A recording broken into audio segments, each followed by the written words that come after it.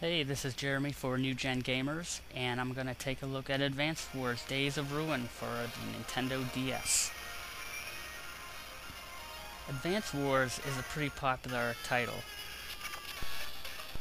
Advanced Wars had already built up a significant fan base with its fun strategy gameplay.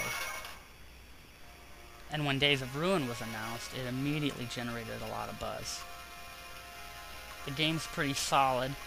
Overall, the glitches involving the stylus are almost non-existent. And the game provides some extra content that ensures it'll be alive for a long time. Whether you're well into the game or just started, one thing you'll notice is the lengthy dialogue. It seems a little bit too squished in between chapters. Makes you feel like you want to just skip as fast as you can to get to the action, which is really the heart of the game. All games are good with a story, but a tactics strategy game like this lends itself more to the gameplay than to the story. So you're really not even expecting or wanting a long drawn out story like an RPG like Final Fantasy, or even other strategy RPGs like this guy. This one's a modern combat warfare. There's the bad guy, you're the good guy. You want to kick his butt. And the story in Days of Ruin isn't bad. It's just perhaps they could have mixed up how they delivered it to you, instead of squishing it into big chunks consisting of just dialogue in scrolling boxes, primarily at the beginning of every new stage. New units as well as new graphics help separate it from its predecessor.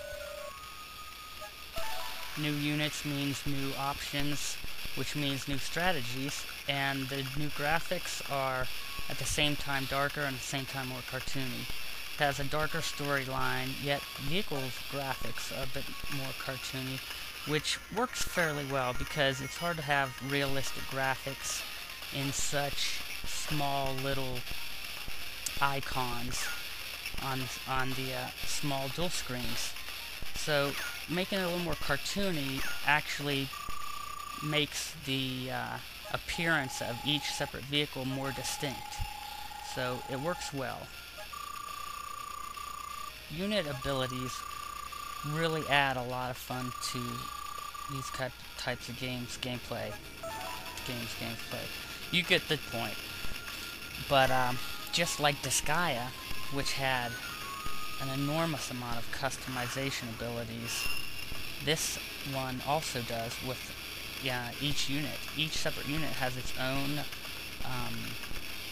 weaknesses and strong points. You have to worry about your hit points, in many cases gas, your mobility, visibility, range. Some of the units, like the infantry, can of course they can capture bases. Other units are better against certain vehicles, and some can't attack other vehicles. So this is what really makes a game like this fun. Some of the other features in the game are the Wi-Fi and the two-player with the friends codes. This was a neat idea, but I'm not quite sure it came off as well as people had hoped, because when you get on to multiplayer Wi-Fi, you quickly find that you have to end a lot of battles before you actually finish them. A game like this lends itself to long, drawn-out battles, and when you play Wi-Fi, there's really no option to pause and go back later and play that same person, and that would be hard to implement anyways. So it's not that the game didn't do a good job. The game I think, did the best it could with what it had.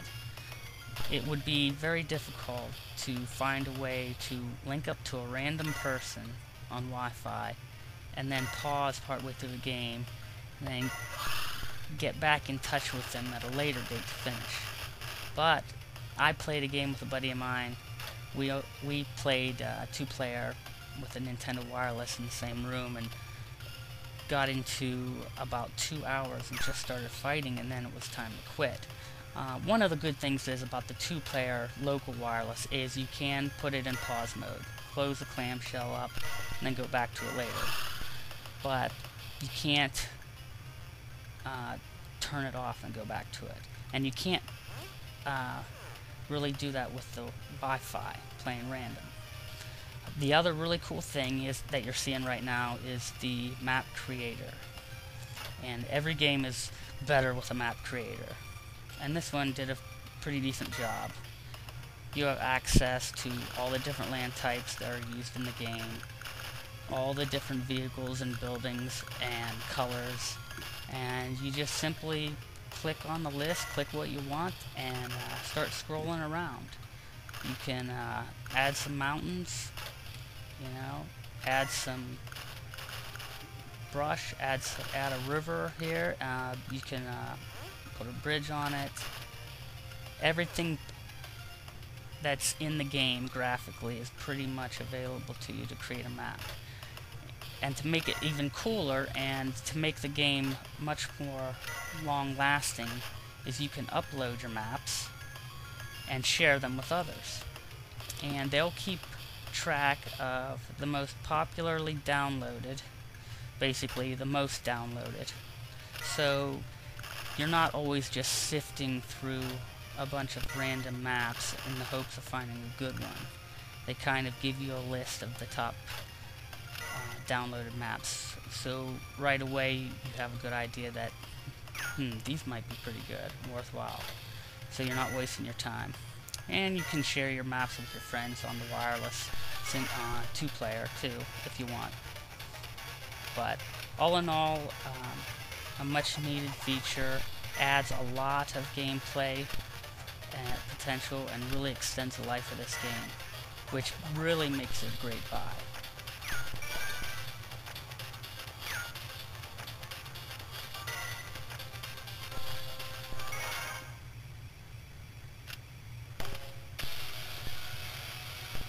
So with the solid gameplay, good graphics, fun gameplay, extra content which really extends the life of this game, Advance Wars Days of Ruin is a really great game. And it's going to keep the name alive for a long time and have us drooling for much, much more. To get more info and video on Days of Ruin and other great games for all the systems, you can visit www.newgengamers.com and also add your 2 cents in at our forum.